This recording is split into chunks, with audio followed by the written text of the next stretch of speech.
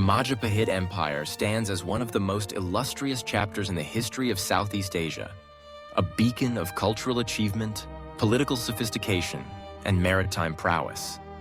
Emerging in the late 13th century, Majapahit's story unfolds amidst a tapestry of kingdoms vying for dominance across the Indonesian archipelago.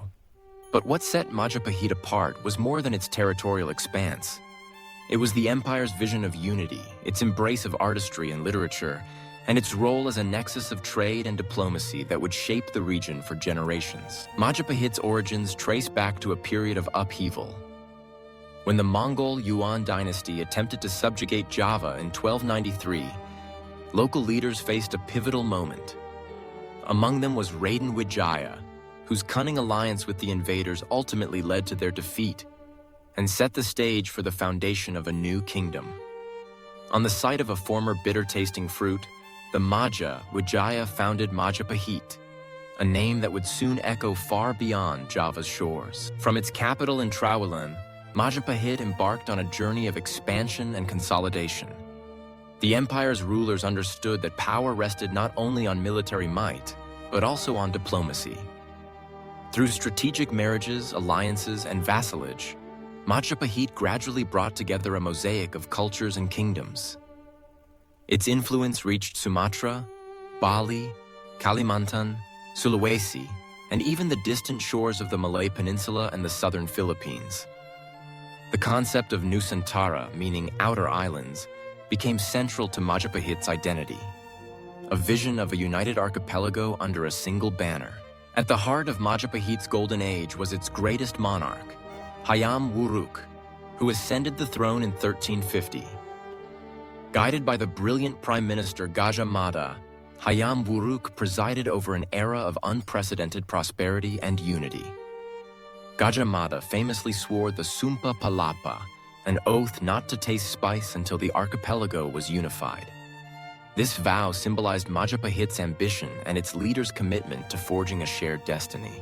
Majapahit's capital was a marvel of urban planning, adorned with temples, palaces, and markets. The society was cosmopolitan, a confluence of Javanese, Balinese, Malay, and Chinese peoples. Buddhism, Hinduism, and indigenous beliefs coexisted, reflected in the empire's architecture and spiritual life. Temples like Candi Brahu and Candi Bajang Ratu stood as testaments to Majapahit's artistic grandeur, with intricate carvings narrating epics and legends. Trade was the lifeblood of the empire. Majapahit's strategic position allowed it to control vital maritime routes between the Indian Ocean and the South China Sea. Merchants from China, India, Arabia, and beyond came to its ports, exchanging spices, textiles, ceramics, and precious metals. The empire imposed taxes and tariffs, enriching its coffers and enabling the patronage of arts and literature. Majapahit's golden age was not just about material wealth. The court became a vibrant center of culture and learning. Scholars composed treatises on philosophy, law, and governance. Poets and writers celebrated the empire's glory in works like Nagara Kretagama, a literary masterpiece that offers an invaluable glimpse into the life and times of the Majapahit court. This text not only lists the lands under Majapahit's sway, but also describes ceremonies, rituals, and the harmonious blend of traditions that define the empire's ethos. The arts flourished in Majapahit's domain. Dancers and musicians performed intricate routines in palace halls, their movements echoing stories from the Ramayana and Mahabharata. Sculptors and artisans crafted exquisite statues and reliefs, blending Hindu-Buddhist iconography with local motifs. Majapahit's legacy in the visual arts remains visible in temples and museum collections to this day. Majapahit's administration was remarkably sophisticated. The empire was divided into provinces, each overseen by local rulers loyal to the king. Laws were codified and justice administered through a hierarchy of officials. The king's authority was both secular and spiritual, seen as the earthly representative of divine order. Rituals and ceremonies reinforced this legitimacy, binding the people to the throne. Yet even at its zenith, Majapahit faced challenges. Succession disputes, regional rebellions, and external threats tested the empire's resilience. The spread of Islam through trade and missionary activity began to change the religious landscape, especially in coastal areas. Over time, the delicate balance of power started to shift. By the late 15th century, Majapahit's influence began to wane. Powerful sultanates arose in Malacca, Demak, and other parts of the archipelago, drawing strength from new religious and economic networks. The rise of these Muslim polities signaled a profound transformation.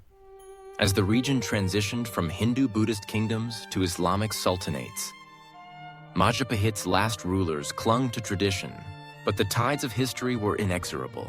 Despite its decline, the legacy of Majapahit endured. The vision of Nusantara, Saipekiman, the unified archipelago, continued to inspire later generations. When Indonesia achieved independence in the 20th century, its leaders looked to Majapahit as a symbol of unity and strength.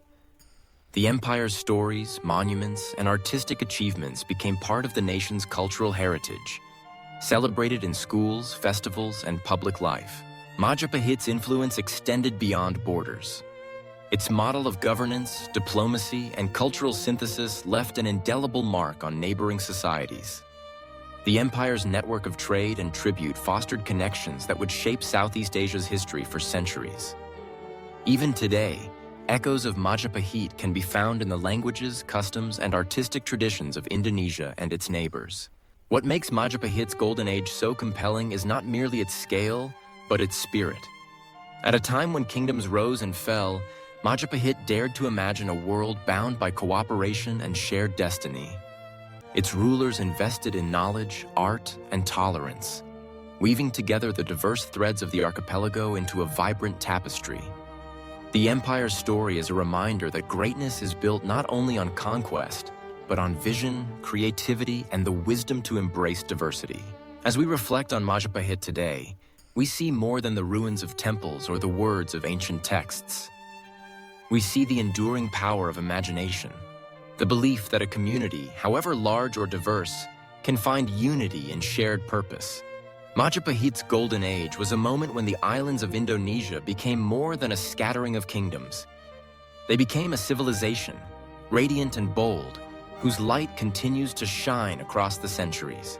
In remembering Majapahit, we celebrate not only a historical empire, but the ideals that underpin a modern, pluralistic Indonesia. The story of Majapahit invites us to look beyond boundaries, to cherish creativity and wisdom, and to pursue unity amidst diversity. It is a legacy that belongs not just to Indonesia, but to all who seek to build a world where culture, knowledge, and cooperation flourish.